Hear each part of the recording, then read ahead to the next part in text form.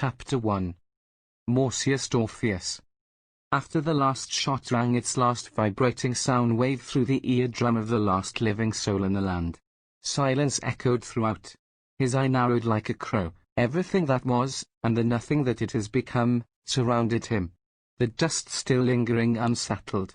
His mind unsettled as well, but his heart remained defiant, for this is what kept him going, what kept him alive the last 57 years. An ongoing escalation of argumentative disputes had set what was once a unified, diverse, tranquil community into a divided acropolis of utter madness and chaos. The rule of law is done away with and the last drop of civility slips through the hands of time. Our home is gone, the last drop of bloodshed was spilled, and the last sword was finally be-sheathed back into its holster. There stood but only one man. The sight of his nearly lifeless body staggering to his knees, checking each body he called across, desperately searching for any signs of life. But there were none. Morsius Dorphius was the last mortal moving as far as the eye could see. The battlefield stretched for miles. A reddish-grey haze sank the landscape, and obscured the view of the apocalyptic murder scene. A higher, Morsius' voice echoed throughout the mountainous rainforest. It was one of his last battle cries. A cry for the soldiers and brothers lost. A higher yeah, a yeah, Morsius Dorphius cried out, one more time. Chapter 1. The times, far as Morsius Dorphius currently knew, they were a-changing. Once Morsius Dorphius got his strength back, a cool 20 minutes, he stood to his feet, which were bloody as hell and sore as an eagle, and began to walk. Past his former friends, he walked. Past his former foe, he walked. Once a short time ago, these bodies were full of life, full of energy, expelling that energy forcefully in battles across their homeland, in a war lasting years, in hopes of taking away the life of their adversaries. They all would reach their goals, and in doing so all fell victim to the same fate. Now, both friend and foe lay scattered together throughout the valley. All on the same side now, the dead side. Morsius walked for miles and miles in what he could only imagine being a world record, at least an honorable mention. He was sure of it.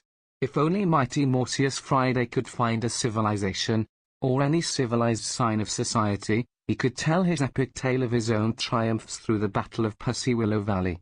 Tell them all about how his society crumbled into civil war, pitting neighbor against neighbor. Sides were determined and all IFO hell broke loose. Morsius Dorphius almost began to weep at that moment, a tear nearly forming in his pupil, when suddenly the ear-piercing whistle of a locomotive smacked mighty Morsius back to reality. Woot, wah woot, woot woot, wah woot. The train cried into the winter night sky. It was coming to a stop. What luck, sweet serendipity. Morsius Dorphius began running towards the tracks. As he approached the massively sized locomotive he nearly toppled over. It stood idle in front of him, as massive-looking as a city skyline it seemed to be. The wide golden doors of the decadent black and red velvet train shoved open. Swoosh! Morsius felt a rushing surge of electricity and could only see a blinding white light. In less than 3 seconds he was transported unwillingly so, although he would have boarded the train willingly, if he had gotten his senses aligned before the light. Flash! The light abducted Morsius' body in an instant. The next instant, Morsius Dorphius found himself inside the train. He was perplexed, excited, and also befuddled. Is this some kind of sorcery? He asked. Is there any bloody people in here? Morsius demanded. Chapter 2. Train. For a time, he thought it might be a dream. Wrong again, Mr. Dorphius. Morsius Dorphius would not wake up from what he was experiencing.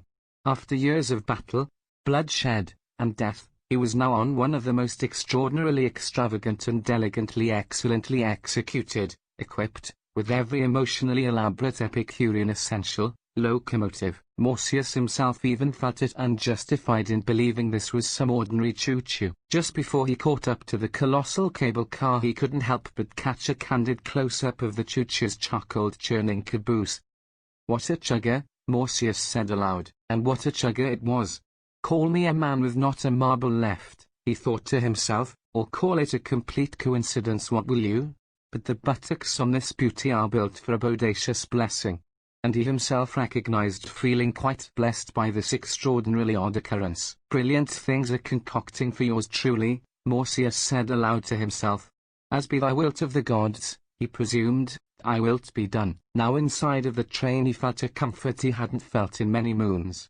It was the feeling as though trudging through an incredible mountainous snowfall from a biblical blizzard, freezing frigidly cold and hungry, finally arriving at and into a great gathering of all your closest of kin and beloved companions, all in great holiday spirits, greeting you with lovely warm hugs and kisses on the cheeks, a dinner on the table looking more so as a feast fit for royalty of pinnacle stature. The room instantly warms the cold from your nose and fingertips, and as your eyes set gaze upon the orange glow from the fireplace, a feeling of spectacular nostalgia fill your senses. Thanksgiving dinner possibly, perhaps Christmas Eve. His eyelids fluttered as he felt as though he might be weightless. His arms and legs tingled, and he began to try and walk again. Luscious decor, as he walked from cable car to caboose. Every section of the train was incredibly intricate, intriguingly eye-catching, intensely interesting.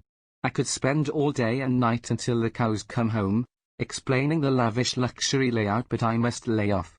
Getting into such detail only will tiresomely try the timid, and terrify the truthers.